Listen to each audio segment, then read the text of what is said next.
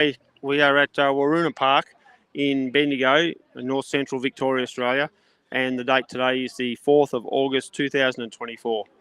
So we've come over here to Bendigo today. We've brought the Billboard Battalion bus, possibly seated in the background there, and we're parked at Waroona Park here, and have spent the morning here with the Stand in the Park crew from Bendigo. So it's been really good to get back across here and catch up with people we haven't seen for quite a while. Had to drop off some bits and pieces as well, and a few people were looking at some of the Billboard Battalion hats and shirts and things. So we've done that. So it's been pretty good. Had a bit of lunch here, and good to connect with a few of the old people that we haven't seen for a while. She was a bit chilly this morning, so there wasn't a great deal of people earlier on, but a few more kicked into gear. So it's been actually quite a pleasant day. Plenty of people around and so on. So I just wanted to get some of our lives back up and going. Haven't had much going on for the last little while. We've had quite a lot happening in the background, and it's been quite hectic.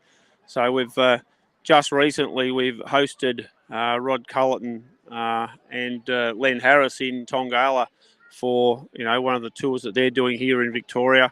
That went down very well because people are really becoming quite interested in land titles, in whether they're going to own their land, how government is setting things up and the changes they've made to take people's land off them. So that's something that's really starting to gather momentum. So Rod and Len have been doing a tour, quite a lot around Victoria, in fact, and I think they're going over to South Australia again very soon on their way back to Western Australia. And Len comes from up northern Queensland, and Rod comes from over in Western Australia. So, there's a fair bit of interest in that kind of stuff. We're dealing with a lot of things now that are unfolding, which we've been talking about for a long time. Now we can see really starting to unfold. And, one of the primary things we've been dealing with, of course, is the avian bird flu. So that's really a big issue. It's not a big issue in so much as it's dangerous or incredibly, dangerous to the chicken industry, because they've had bird flu for quite a long time.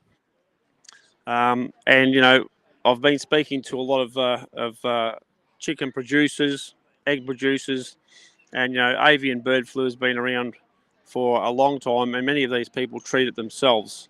Every now and again they've got one they have to destroy, but quite often people are treating this themselves. They've worked out how to do it. But as we know, what they're up to is they're trying to create some sort of panic, some sort of, what do they call it, an emergency, some sort of emergency about whatever. And the bird flu is their latest thing that they're trying to really push, which we knew was going to happen. It's been a case of which kind of bogus, fraudulent thing will the government and the World Economic Forum and the World Health Organization and the UN bring in next. And as we've seen now in agricultural fields, we're starting to hear, they're talking about, well, we might have to vaccinate.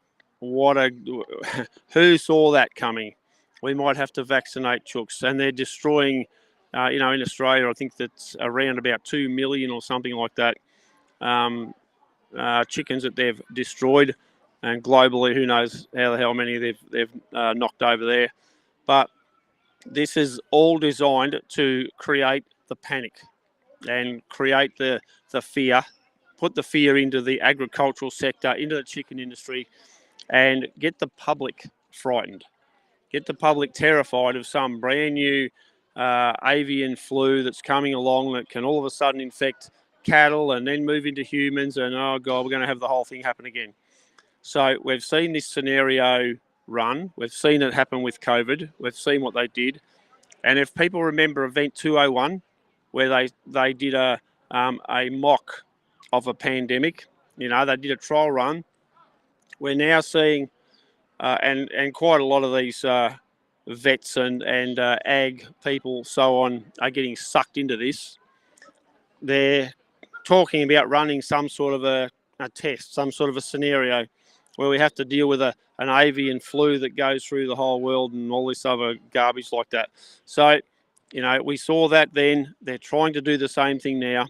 And what they're actually about is, other than getting people to be panicking and getting them to take more vaccines, more poisons, that's what these things are, they're also trying to create enough panic that they get people to register their backyard chicken coops, because all of this is a part of knocking out Australia's food supply and, in fact, worldwide food supply.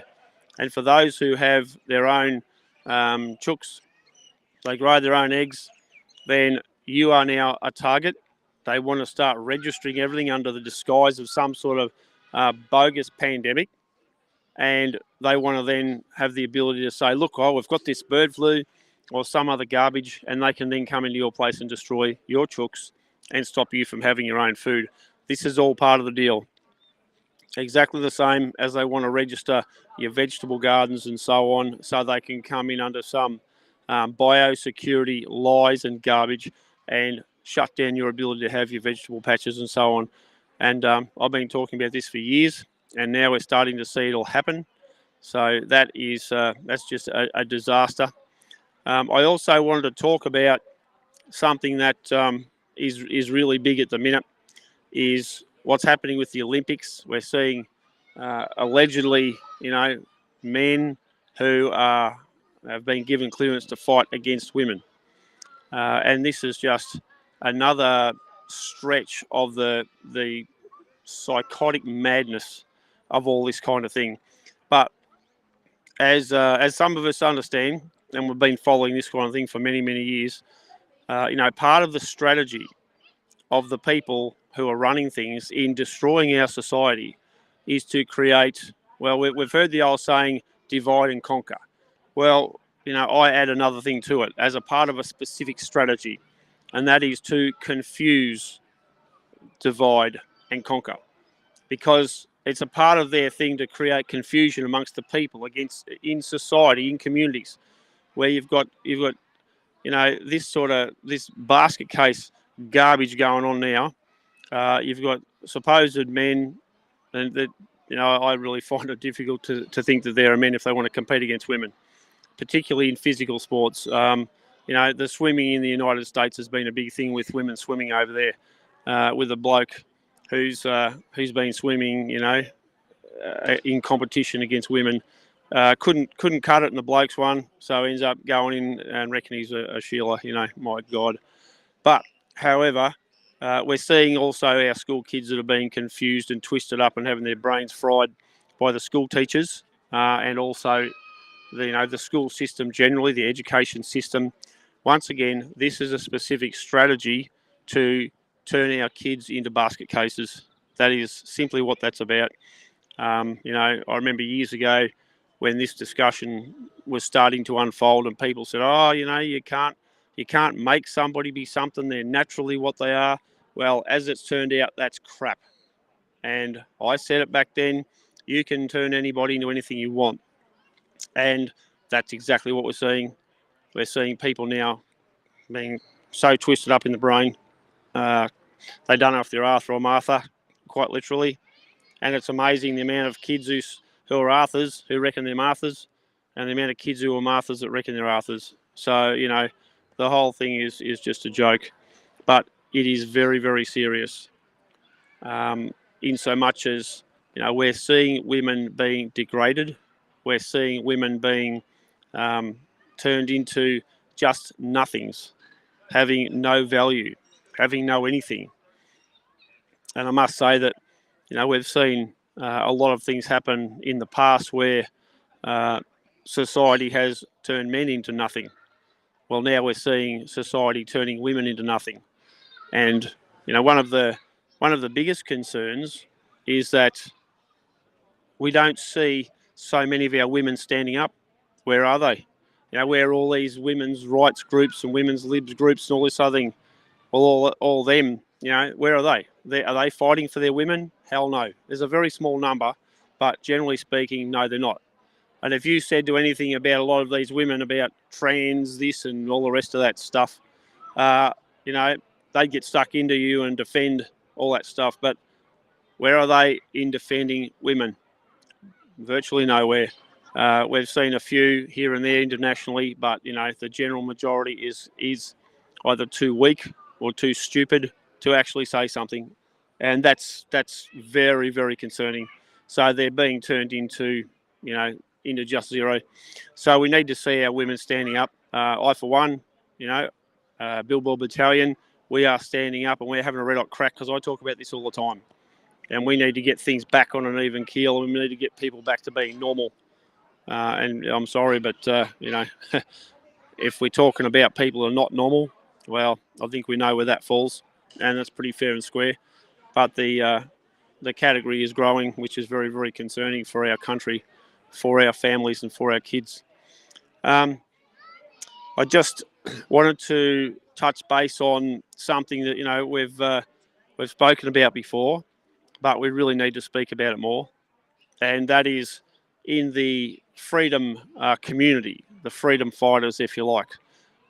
One of the things that we need to understand is that, number one, we need to get all our community on board and educated to understand what's happening. And number two, in the freedom community ourselves, the Freedom Army, we have to have something that's called unity. And if we don't have unity, then you're toast. The whole entire thing falls over, comes crashing down around our ears. So we want to look at, some of the things that are happening in terms of disunity, some of the things that are happening in terms of people who want to make trouble and try and crumble things, people who allow their own emotional rubbish to cloud what they do and say. And, we're seeing this quite a bit. In Billboard Battalion now, we've had a number of people supposedly in the freedom movement, not a great number, but a small, tiny handful, who are having a go at Billboard Battalion, and at me, and also Belinda. And, it's quite alarming, I think would be the word, on behalf of the Freedom Network, the freedom fighters, the people who lay it on the line every day to fight for our safety and our security, that people, there's a couple I've got in mind, who claim to be freedom fighters and have had quite a very large profile. We've got one woman who, as turns out, may or may not have come from the Bendigo area right here just recently and may have moved overseas. Appears to be very, very hell-bent on trying to cause as much trouble as possible. I think it's also fair to say another woman up in Queensland, around possibly the Warwick area in Queensland, somebody who's had an enormous profile in the freedom movement and, has had enormous support for a tragic loss that she had, has now decided to become involved in just very derogatory garbage that attacks us, attacks the freedom movement, and tries to drive wedges and splinters into the freedom movement. And the one thing I need to say is that if we're going to win this war, which we're in, then we need to have unity. We can't afford to have people inside the movement attacking other people inside the movement. If that's what you're doing, don't even try to make out that you're a freedom fighter. Don't even go there. Don't even wave your flag. Just go away. Because we must keep things together. We are in a war, and the enemy is in front of us. And I say this continually. And I say that from things I've seen in the past. But now, when it's on your own doorstep, you really have much more of a reason to say it. So that is the most important thing that we have to deal with. We're seeing things rolling on. We're seeing the likes of the WEF and our governments and so on pushing things that are attacking our country, attacking our farmers and our communities. We're seeing people who are now starting to take a lot of concern with certain things government are doing. And we're seeing now one of the things in our agricultural sector where they're talking about all these credentials, all these climate credentials, all this other rubbish. But that people need to understand what that is. It's not an ability to make money. It's not an ability to gain extra markets. It is a disaster. So anyway, we'll be talking about this a lot more. We're going to be putting together some more forums. A lot of things that we need to do where, we start to educate people and tell them how all this fits together. So that's one of the other things we're going to be looking at very soon. Just recently, we Billboard Battalion attended the Lanakuri gathering over there. So that was really good. However, it was freezing cold. So when they have an 8:32 there, hopefully they can order a little bit more warmer weather. We did have a fair bit of showery weather, very cold, but we stoked up the fire, got that going pretty good. It was fantastic.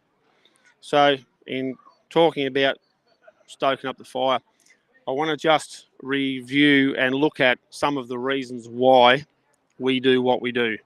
And just recently, my young bloke was out home there with his young bloke. So, we're out cutting firewood and carting that in, and had the tractors going, had the motorbikes going, had the saw bench going, had the chainsaws going, the whole deal. So, the kids absolutely love farm life. And, you get a bit of music going with the old songs at night time, and you sort of remember about when you were a bit younger. And you think, these kids, these grandkids, our families, this is why we do this. We look at our kids now, the ones that have got, small kids or a bit older, we're doing this to ensure they have a future. Because I'm telling you right now, if we lose, they will not have a future. What they have planned for our kids, for our families, our communities and our countries is catastrophic. So it's just good to reflect every now and again and go back to basics and look at your roots, look at your foundation, look at where you come from and understand these are the reasons why we're doing this. Here in Bendigo, the Stand in the Park people, they turned up here. All the other groups from all over the country, all over the world, in fact, they turn up here to fight for their communities, to fight for their families and kids. That's why we do it. And for those of us who, are a bit older, we've had a life. We have a lot of memories. We have a lot of great stuff that we've gone through. And, we want our kids to have the same thing. So, like I say, we must all stick together. We must all fight together. And particularly for somebody who's allegedly in the freedom movement who may have lost her daughter. Get your mind right, get back on track, never mind about all the personal garbage, get back in the fight because, as I just said, this is why we do it. It is for our kids and our grandkids and our families. So I think on that note, I'll leave it at that because that's the best and strongest message that I can leave people with. And it's just worth revisiting and reassessing and regrounding and regrouping and just understand that that's where we need to be. All right. Thanks again, everybody. Wade Northhausen here for Billboard Battalion in downtown Bendigo in north central Victoria, Australia. We'll pull a pin at that and